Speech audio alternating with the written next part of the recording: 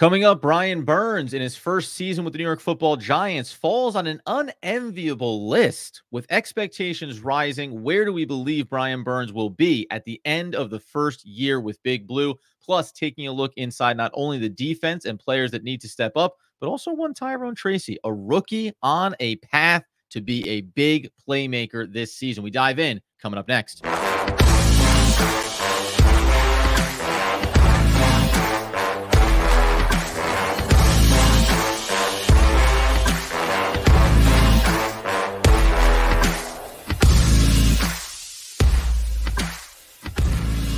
Yes, my friends. It's OGP, the One Giant Podcast, where you know that we are your hosts. Over here, Adam Armbrecht. Over there, Andrew Makowitz. We're healthy, we're wealthy, we're wise, and we're talking about Big Blue. And Andy, before we dive in, I'm gonna shock and awe you here, buddy. Social media, Andy. Do you know what we celebrate today as we kick off today's episode? I don't. Educate me, enlighten me. Nice. One Sexy Dexy got married over the weekend. Yes, he did. That's right. He did get married in New Jersey, right? There you go. So I don't have any, by the way. Now, if Andy had broke this information, he would know a lot more, like what they had for dinner at the reception or how the proposal went. I don't have any of that, but I'm just happy to be on the front foot of breaking social media narratives around the New York Football Giants. Well, Adam, you just weren't there. I didn't want to, gild the lily here and let everyone know how great. And it was formal attire. The cocktail hour was beautiful. Everything was excellent. It was they got married in an estate about 30 minutes outside of Philadelphia. It was just a wonderful affair, Adam. I'll tell you all about it offline. There's a lot of things, trade rumors, hard knock stuff that I just can't get into on the episode. Obviously, insider information for one Andrew Makowitz. We'll get into that. We don't know for sure. Can't break it necessarily on the podcast feed. But what we do want to talk about here is obviously rising expectations then within the Lawrence household because he's a married man, but also inside of the New York Football Giants locker room. Listen, the big signing in this offseason, the acquisition via trade, is Brian Burns for the New York Football Giants. And we're all ecstatic about what it means in terms of making that front seven unit a very dangerous, hopefully high pressure, high potent defensive front that can help make this defense's life a little bit easier in the secondary as we move forward into the season. But when you think about Brian Burns and you hear that he is among, per CBS, one of the non-quarterbacks, top 12 non-quarterbacks, of course, with facing the highest amount of pressure coming into this season, just on its surface, do you think that there is big pressure here for Brian Burns based on not only the contract that he received, which is always what you do, follow the money, as Andy would say, but also because he represents a key addition to a defensive core that we feel like we clearly lacked, a complement, an elite complement for Kayvon Thibodeaux? Yeah, so it's really interesting. If you go back and like, let's reset it, because obviously Hard Knocks, you saw in the preview, Joe Shane looking at Brian Dable and saying, how about that guy Brian Burns, huh? What do you think about him? We'd have to give up. They say kind of like a diamond in the rough. How about you ever this little guy, like, is, I mean, he's an established talent in the NFL. Have you ever heard of that guy Brian Burns, the two-time Pro Bowler? Have you ever heard of him wreaking havoc on defenses, especially our defense? So Adam, the thing that I think about is, Brian Burns got traded for a 2nd and 5th round pick. And if you actually look at his production so far, you would kind of look at it and say, well, it's good, it's solid. And there's, we'll go into the reasons why he also is a benefit to this team. But you don't look at it and immediately say, he's going to have a TJ Watt impact. He's going to have a Myles Garrett impact. He's a Max Crosby guy that can get you 15, 18 sacks, because we haven't seen it, right? Now, there are a couple of different reasons why that's the case. One, the Carolina Panthers were not that good. They were kind of always trailing. He didn't have opportunities to just pin his ears back and get to the quarterback in recent seasons. But, the other piece of it is when they didn't have any other players of his caliber on the defensive side of the ball in Carolina, you can double him. You can make sure that you roll the quarterback away from him. You do a whole host of things to make sure that he doesn't have that game-wrecking impact that he could possibly have. Now, 100%. Yeah, well, but keep in mind, the Giants have made a conscious decision to go with athleticism and ways to get to the quarterback. When you think about Brian Burns coming out of Florida State, his relative athletic score was a 9.9 out of 10. He was a freak athlete coming out of school, has shown the ability to get all over the field when he's one-on-one and gets into space. But Adam, it feels a little bit like The Giants are taking a leap of faith here, saying that Brian Burns needs to take a leap in his play in order for them to actually recoup the value of the 2nd and 5th round pick and the $30 million plus that they're paying him annually. Yeah, I wonder about, like, again, because you look inside the draft, and we always say, like, it's a speculative buy when you have a 2nd round pick. Obviously, mid to late round picks don't matter nearly as much in the grand scheme of things. The money matters a ton. If you think about it over the life of the contract, the one thing that I do think it would indicate to you or to the fan base is within the life of this contract, we expect the team to be highly competitive, right? Because we could sit here and say, oh, well, what is it going to mean in over the next 1 or 2 seasons? I don't know. Like, we're optimistic. We're going to give, a regular season predictions and how many games we think they can play. But not unlike in Carolina, we could look back and say, well, Brian Burns had a really good season. Awesome. He went to the Pro Bowl. Great. It didn't change the fact that the team was bad and they weren't winning football games. So I think there's like a relative understanding here when it comes to expectations versus overall team accomplishment. And the idea of paying him the contract they're paying him is predicated on the fact that you have Dexter Lawrence, is predicated on the fact that you have Kayvon Thibodeaux, is predicated on the fact that you believe this defensive front can actually be one of the better units in the league if Brian Burns lives up to expectations. And in that vein, when you go over and look, so here's why I thought this was interesting. Okay, going back to, he came in the league in 2019. He played in 80 games, 67 starts, only started 5 games in his rookie year. And then after that, he's been a starter. He's been locked in. Pro Bowl, as you mentioned, 2021 and 2022. Statistically, what's interesting, and you think about playing in Carolina and maybe not having the best complement of players around him, only has 1 double-digit sack season in 2022, 12.5 sacks. Has to come damn close 2 other years, 9 in both 20 and 2021. The solo tackles, though, like, I found it kind of surprising. You want to combine those all together? He's never cleared from a solo tackle standpoint 35. That's his solo tackle high. Combined tackles, 63 is the high point of his career. When you think about some of those statistical categories, it's like you want to see certain benchmarks come screaming out to you and jumping off the page. And then, by the way, I'm not putting down Brian Burns or saying that he's not going to be elite, because the thing that you love about his stats, Andy, are that when you talk about tackles for a loss and QB hits, this to me is the category that you expect to convert slightly from tackles for loss, QB hits, to sacks, to more turnovers. He had double-digit tackles for loss in the last 3 seasons consecutively, has had double-digit QB hits all the way back to his rookie year, even without being a starter. Those 2 categories to me are where the pressure dials up for the Giants defense and where explosive plays can happen, not only from him, but then you're thinking about, well, what does QB pressure and QB hits mean? It means maybe you got the QB on the go, and then you have Kayvon Thibodeaux coming the other side. So there is this balance here when you look at just his stat sheet and go, okay, there's some things that jump off the page you as elite, and then there's other ones you keep an eye on, I guess I would say, when it comes to what you want to see his impact be for the Giants. The issue, Adam, is that Brian Burns is making a crazy amount of money for the Giants to make this. Right. Yeah. That's why you look at the stats the way you do, because it's not making $5 million on rookie scale. It's you're making $30 million a year. Yes, exactly. And when you think about a guy like Max Crosby, for instance, of the Las Vegas Raiders, he was drafted in the same draft that Brian Burns was. They're both about 26 years old. Max Crosby has more sacks, almost double the amount of tackles that Brian Burns has had. And also, the last 3 years, Max Crosby has had a Pro Football Focus rating of over 90 in every single one of those seasons. Brian Burns has never had a PFF rating of over 76. Yep. So when you think about like the impact that they're making, the Giants are hoping that Brian Burns can have a Max Crosby-like impact, yet he has not yet been able to show it on the field. And we talked about Carolina not being great before and that being kind of an excuse for Brian Burns. Well, it's not like the Las Vegas Raiders have been the best franchise over the last 3 or 4 seasons, and yet Max Crosby has shown that he is a top 5 type of pass rusher. The Giants will need Brian Burns to unlock another level of play, and the Giants are banking that playing alongside Kayvon Thibodeaux, playing alongside a more competitive team that the Giants are hoping to field, will unlock that for Brian Burns, because without it, Adam, you're talking about a guy that may get 8 to 10 sacks on the season, and you're paying $30 million for that.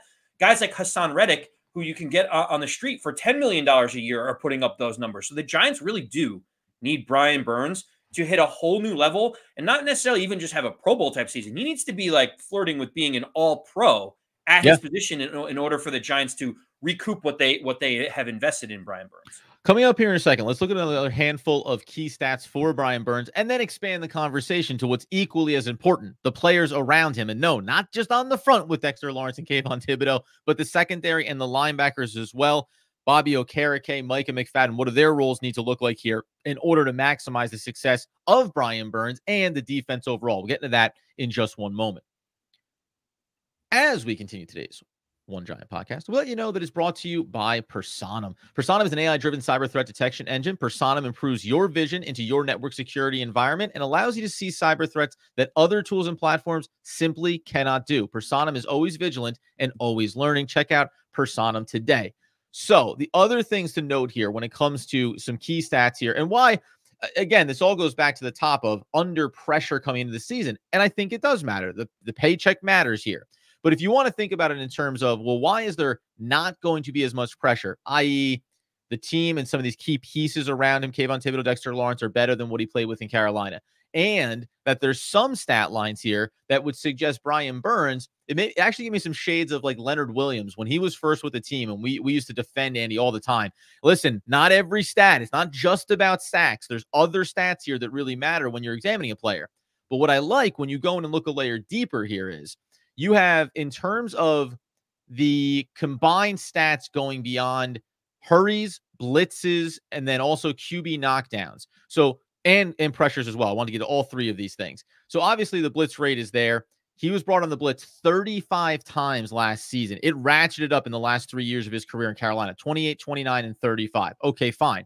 The hurries did not get home nearly as much in those seasons. Only had 2 hurries on the year last season when he had 35 blitzes, but 11 QB knockdowns. We said that converted to 8 sacks, obviously, but 21 pressures to go on as well. The pressure point here is kind of this little tiny conversion rate here, right? If you take knockdowns along with the pressures, you end up with 32 combined knockdown and pressure rates. And it doesn't have to be too much of a squint to say, I can convert 5 of those into sacks, right? I can convert a couple more of those into turnovers. Do you believe that when you look at some of those type of numbers coming from a bad team in Carolina, that you can say, hey, I can project that those pivot from near getting home on the quarterback to getting home on the quarterback to stopping third downs to getting the team off the field to getting a couple more stats in the categories?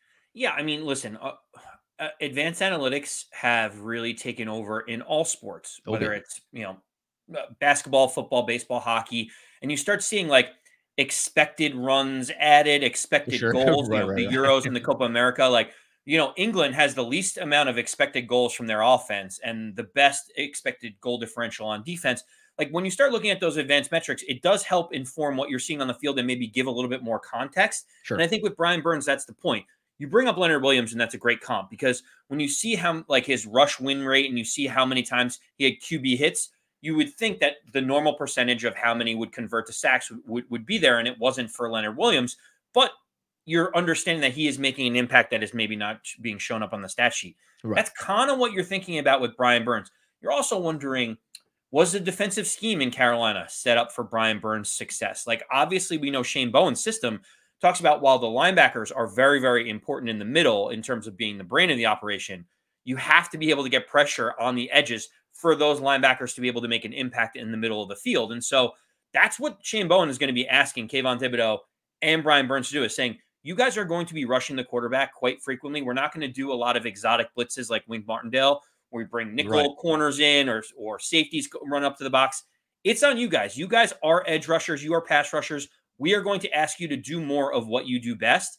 I think because of that, the expectation is a lot of those pressures and all of those advanced metrics that you mentioned before, we're going to see an increase in. I would expect, I think what's the floor in terms of the amount of sacks that Brian Burns has to have this season in order to be successful? It has to be double digits. Like, and it's like, and you can maybe like split hairs and say, oh, so like 10's good enough, like, whatever. But if it's not double digits, again, are there ways where it's like basically, you look over and you see that Kayvon Thibodeaux has 18 sacks, I'm throwing out random numbers here. And there's like a 1-to-1 correlation of Brian Burns chasing a quarterback into Kayvon Thibodeaux's waiting arms. Like, of course, you're going to calculate for that. But I think double digit sacks would be anything less than that would seem like you would be doing almost, it'd be disrespectful to Brian Burns to be like, you're this quality of player. You have these quality of players around you on the defensive front. Like, it's time to get home on these opportunities. Yeah, I couldn't agree more. Just for reference, 13 and a half sacks would put him tied for the top 10 last year with Okay. guys like George Karlaftis and others. Nick Bosa had 12 and a half. Kayvon Thibodeaux had 11 and a half sacks. He was Right. tied for 15th in the NFL in sacks. I think it's not Right. Top unreasonable 20. to say, Got to be a top 20 guy. oh, I mean, I think Who's a top 20 20? would Who's be a 20? You underwhelming. have that up there? Yeah, well, yeah, top 20 would be 10 and a half sacks. So to your point, you're saying top 10. My expectations are if you're trading draft Top 15? compensation, he's in the prime of his career, and you're also paying him $30 million, he has to be a top 10 impact player for you. And yes, I understand what you're saying where, well, if they start focusing on him, that may open up things for Kayvon Thibodeaux. And you may say between the two of them, can we get to 25 sacks between the two of them to have some kind of balance? Like Right. maybe we start looking at it in its totality between the two players as opposed to just one or the other. I don't know. That seems a little tough to do though. Well, yeah. Well, it seems kind of skirting the issue to do it. But I was going to say if I have two top 15 players in terms of the sack category between Thibodeaux and Brian Burns, listen, you split hairs about whether or not it should be a few more for one or the other of them. Does it get really sexy if you say they should two top 10 guys in the sack category? Of course, then they start talking about this defense having a really effective season. But top 15 and saying they're going to have something in the range of 12 to 15 sacks each, like that is a very successful season. And you would assume that it would make things easier for a guy like Dexter Lawrence and how you want to use and execute. I have one more question for you, and it's Okay. around where you.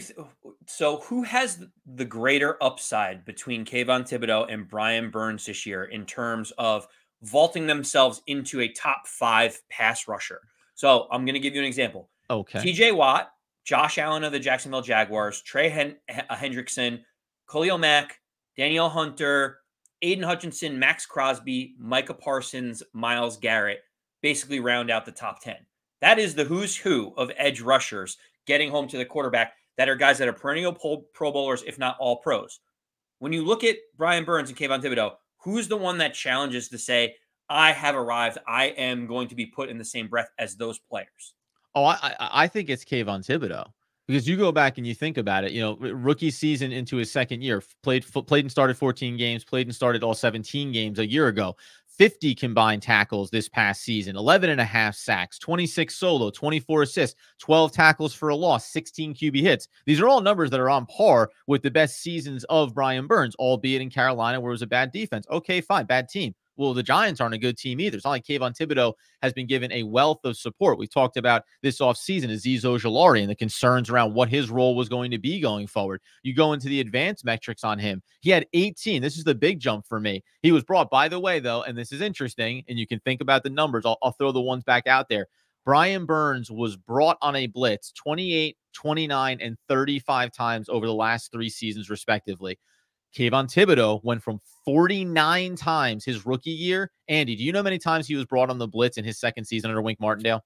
I'm going to say 58 times. I'm going to say that's not unreasonable because it's a big number. 98 times he was brought on the blitz under Wink Martindale. Now, that yielded 18 hurries, right? Only 4 QB knockdowns, 35 pressures there as well. So, there is something here about looking at Brian Burns, and maybe we reverse engineer it a little bit. Well, let's look at Brian Burns' numbers. Let's think about Shane Bowen and the system that he wants to run. And then let's look at Kayvon Thibodeaux and say, is he going to get brought on 98 blitzes this season? Almost certainly not, just because no one barely in the NFL is still that psychotic when it comes to bringing all-out zero coverage blitz packages when you have real questions on the back end of your defense. It's one of the reasons why Wink Martindale isn't here. So there's something there about threading that needle, but I do feel like this is the opportunity for Kayvon Thibodeaux to cement himself and fully arrive, kick open the door and say, I am one of the top 10, 12 best edge rushers in the game. Whereas Brian Burns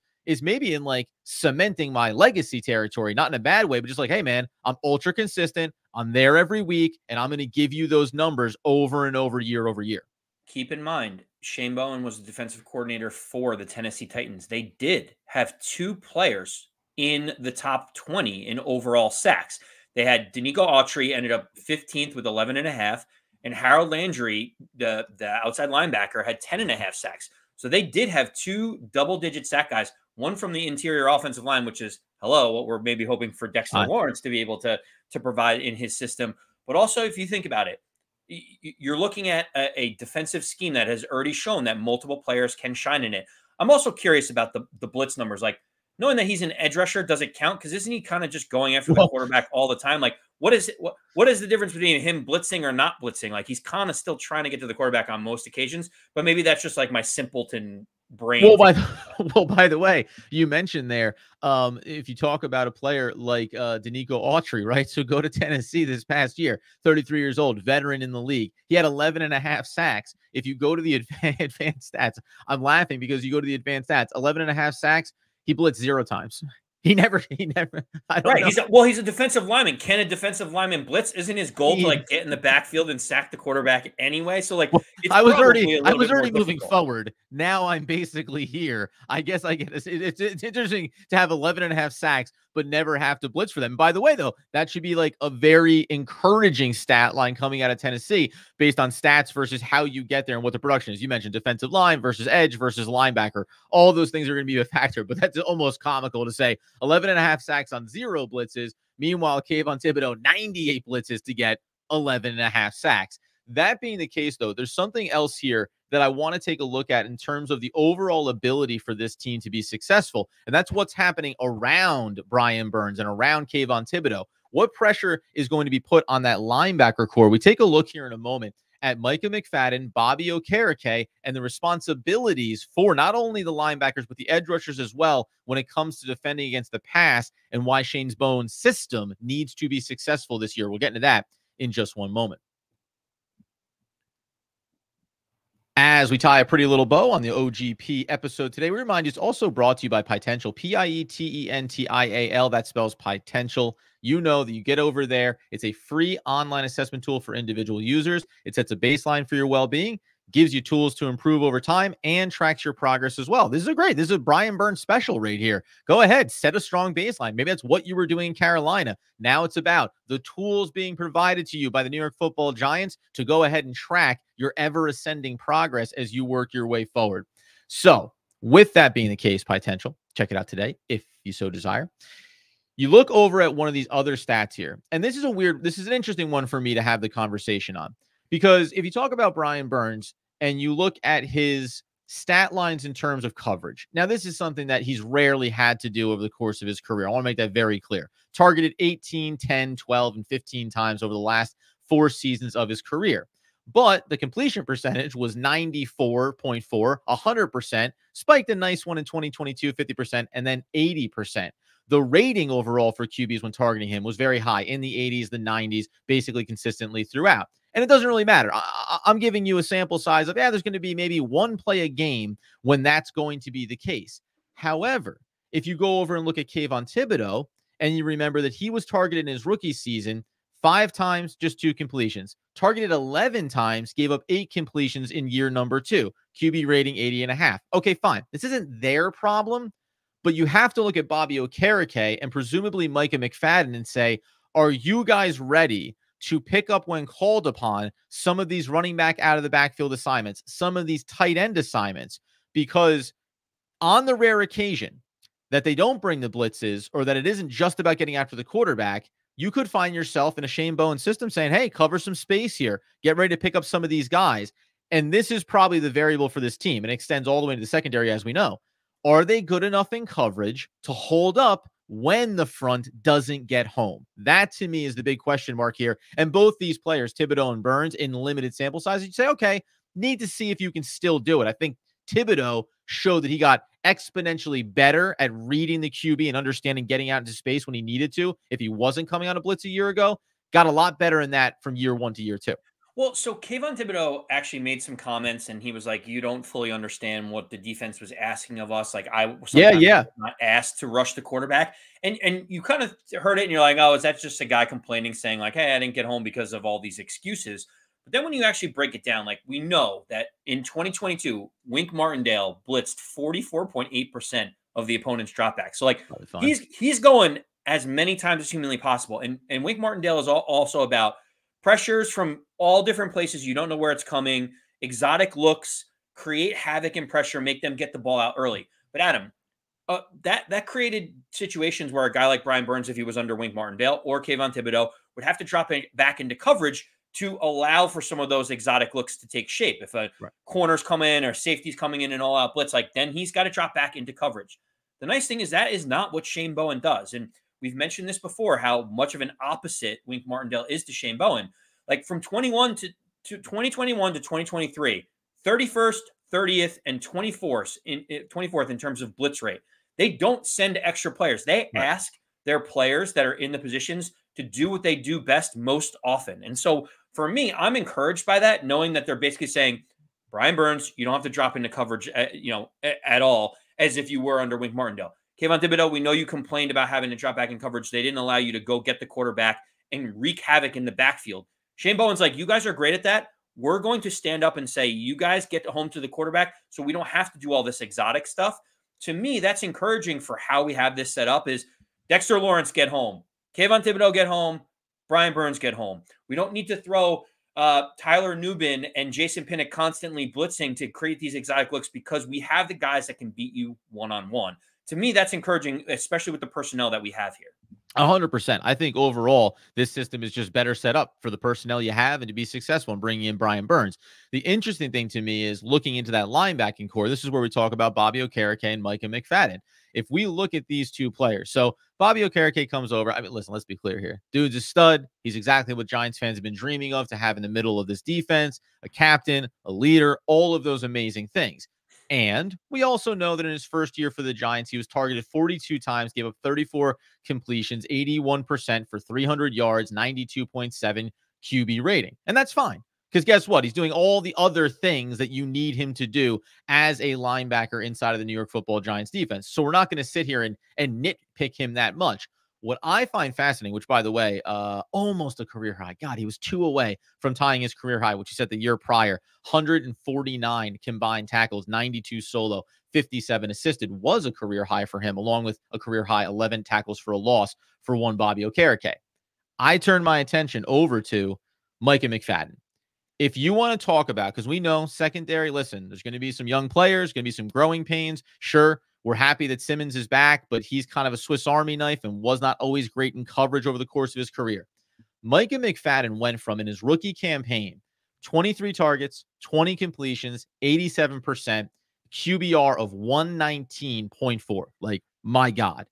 Second season, though, Andy, 35 targets, 26 completions, a 13-point percentage drop to 74, and a QB rating, of 82.8 when targeted.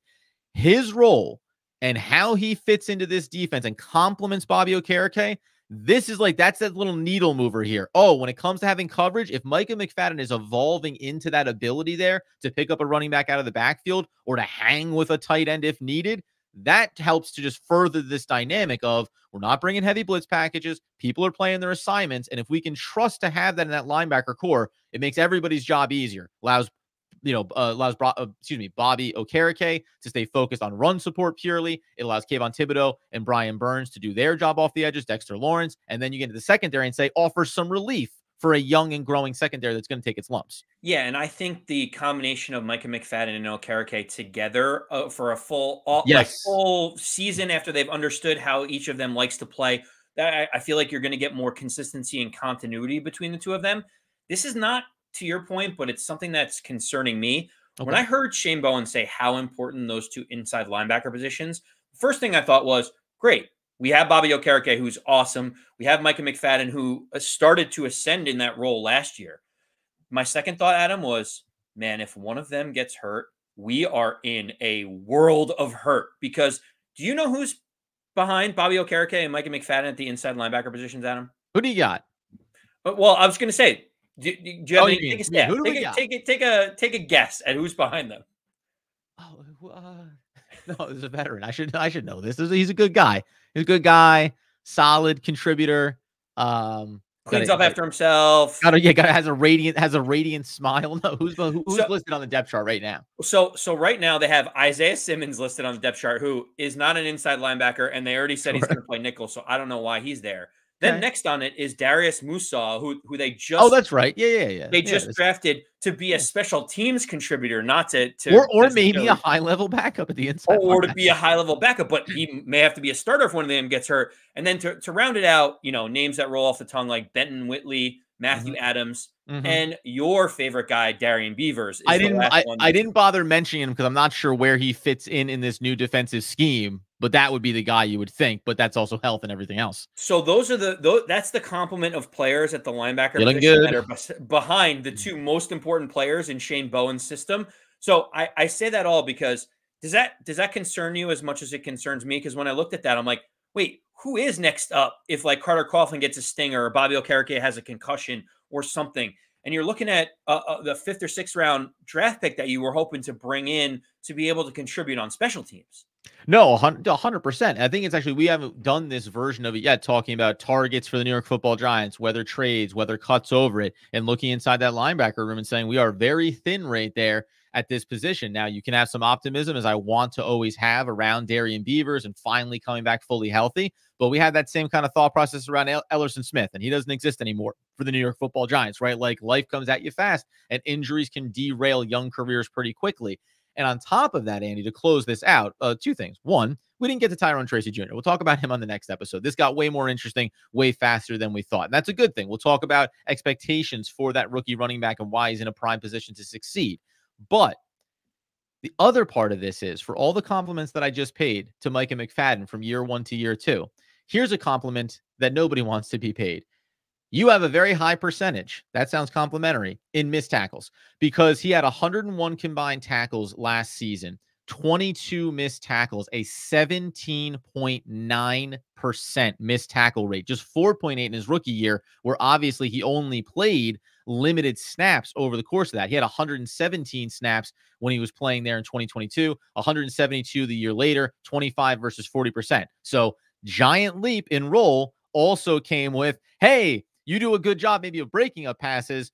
Incidentally, if they do catch the pass, or it is given to the running back out of the backfield and you come downfield, and you can kind of remember this picture in your mind. A lot of times Micah McFadden was in the right spot, but could not finish the play in order to offer real value there. So the growing pains for Micah McFadden need to take a big leap forward here. It does go back to that compliment you talked about between him and Bobby Okereke. Bobby Okereke, very sure-handed tackler, wrap-up guy. So maybe they find that dynamic, but that combined with ambiguity in terms of depth, this is what the Giants need to figure out over the course of training camp, obviously. You know, Adam, at the end of the day, that is a fascinating piece of data. I was scouring a few different data sites that pull some of like the missed tackle rates. And there was one from a Bears blog a few years ago that talked about the general median position for medians for missed tackles at each position. Yeah. And at linebacker, it's 9.5%. So when you look at what Carter Coughlin's missed tackle rate is, anything over 10.5% is you're in the bottom half of the league.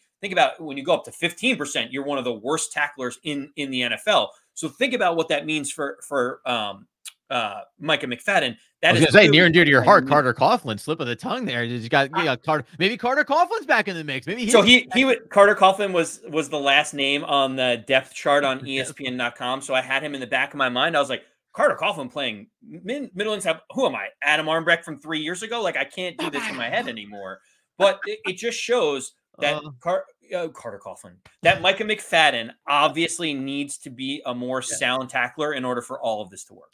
And by the way, just a clerical error there. I was talking about percentages and snaps played. That was for Micah McFadden in his rookie year, 435 snaps, 39%, 737 snaps. This sounds like a guy that's playing a lot of football, as he was 69% of the time. Those other numbers, 117 and 172, those were special teams numbers for him. So he increased playing 39 and 25 on defense and special teams to 69 and 40. So his role is greatly expanding, but it also needs to expand with consistency as well. So key things to watch for here. At the end of the day, as Andy had mentioned, listen, are we absolutely elated to have Brian Burns? Of course we are. Are we excited for the next level of Kayvon Thibodeaux? 100%. Are we delighted that Dexter Lawrence is married and going to be happy and healthy on the field? Of course we are. But all these things require everyone to serve their role close to the highest level of expectations in order for this defense to be successful. Because as we've highlighted, the secondary, there's a lot of questions and a lot of youth